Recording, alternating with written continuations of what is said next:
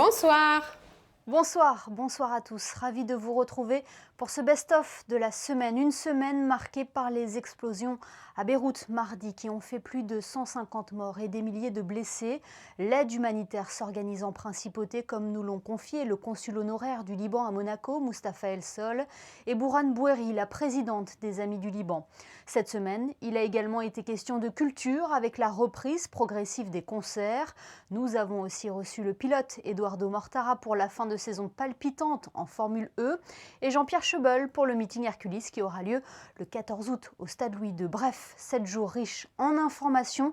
Sans plus attendre, voici le best-of de vos JT. Le pays est en deuil. C'est une situation catastrophique après l'explosion qu'il y a eu il y a 2 jours au Liban. Le peuple est très en sous-choc. Les dégâts sont énormes.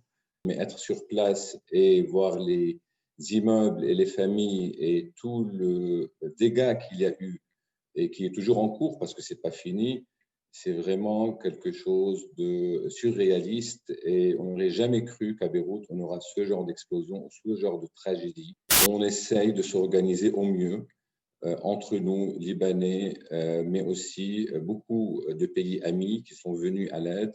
Nous allons préparer des conteneurs d'envoi urgent au Liban, des produits hygiéniens, des produits médicaux, des nourritures, des boîtes, parce qu'il n'y a pas du lait.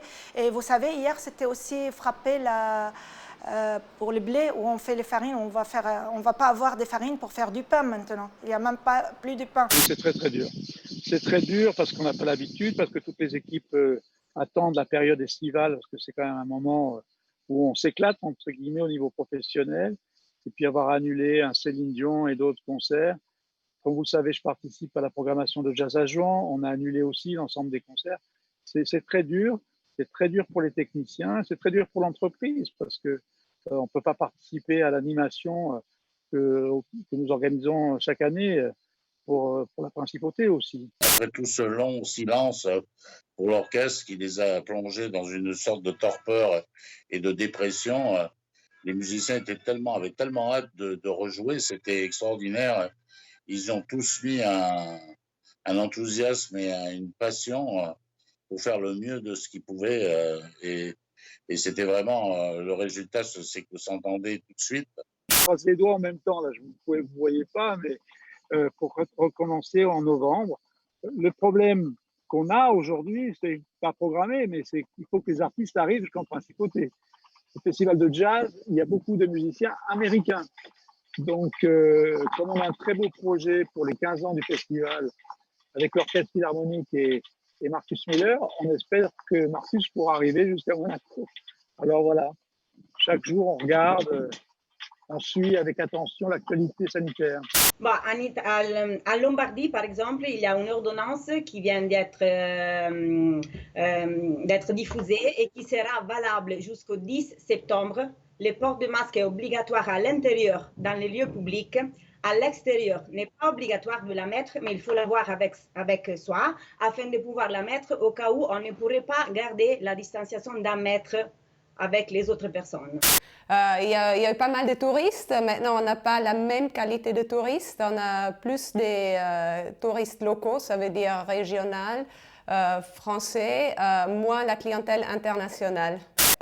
Évidemment, on se pose beaucoup de questions parce que l'avenir est très incertain. Et je pense que pour beaucoup d'entrepreneurs, c'est le grand sujet aujourd'hui. Comment est-ce qu'on va se positionner? Donc, ce qui est passé, c'est passé. On ne peut pas aller en arrière. Donc, on cherche de faire le mieux.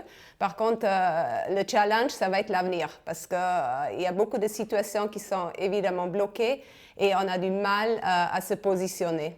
Alors, je dirais avec la situation actuelle, rien n'est sûr en fait. Donc, on est déjà en fait content de finir cette saison 6 de Formule E avec ces 6 courses à Berlin. Après, pour le début en fait de la saison 7, qui devrait normalement commencer début janvier en fait de 2021, on ne sait pas encore, rien n'est confirmé. J'espère en fait qu'on réussira à courir au Chili comme c'est prévu en fait en janvier 2021. Après, on verra bien. On est avec surprise le premier meeting de la Diamond League en étant pourtant le 14 août et sachant qu'il y a un meeting avant nous à Turku le 11 août. Est-ce que ça a été compliqué de maintenir le meeting Hercules? Compliqué, c'est un euphémisme. Ça a été très compliqué. Il y a un beau plateau, les athlètes, les déplacements sont en train de se faire, tout n'est pas encore réglé, mais je veux dire, il y aura un beau plateau, on le garantit. Monaco, c'est le challenge. En France, c'est le summum avec l'Asvel. Monaco, c'était le choix logique pour essayer d'aller au niveau supérieur et encore un grand challenge. Et puis voilà, il y a le coach qui est super intéressant, qui est à l'Asvel, qui est un champion. Et ici, surtout, je connais beaucoup des joueurs et il y a une complicité avec les joueurs et surtout, il y a une vraie compétition. Donc voilà, c'est top, quoi. Là, le but, c'est de se fondre dans le collectif et justement que ça fonctionne, que ça se passe bien avec mes coéquipiers et le coach. Et puis voilà, comme je suis polyvalent, ça me permet de faire pas mal de choses sur le terrain. Et ça va dépendre de ce que l'équipe a besoin de moi sur le moment ou sur l'année et puis ce que Zvezdan va me demander surtout. Et on a passé pas mal de temps sans toucher le ballon. Donc c'était compliqué, super dur, mais bon, là on voit enfin le bout du tunnel. On y ressort et là j'espère que d'ici demain ou après-demain ou plus tard, je peux retrouver la salle et commencer à rentrer dans les habitudes d'entraînement. Il y a un peu de déception quand même parce qu'on vit par le sport, on vit plein d'émotions, on s'entraîne dur pour ça. Et quand on n'a pas ce fameux championnat pour réaliser ses rêves, ça fait un gros vide. Si je devais à chaque fois réfléchir en abordant ma course à je mets ma jambe d'attaque, mon bras, attention, je mets ce geste technique-là, etc., bah, finalement, c'est de l'énergie mentale en moins que j'aurais pour m'arracher vers la victoire. J'ai la casquette de sportif, je veux bien, mais j'ai peut-être la casquette de grand frère quand on traverse des temps durs. Donc j'étais ravi effectivement sur Instagram de faire tout plein de petits trucs à droite à gauche pour le bonheur de tous. Vous avez un petit surnom, Damien Inglis, déjà? J'en ai quelques-uns, mais de plusieurs coéquipiers. Enfin, Ouais. je n'ai pas un titré vraiment, mais j'en ai plusieurs de tout le monde. Je suis assez social, donc chacun me donne son petit nom à lui, quoi. Ouais, c'est pas grave, ça passe bien, quoi. C'est ça. C'est chacun son petit C'est nom. exactement ça. Et les joueurs de la Roca Team seront bientôt tous réunis pour un stage de pré-saison en Italie.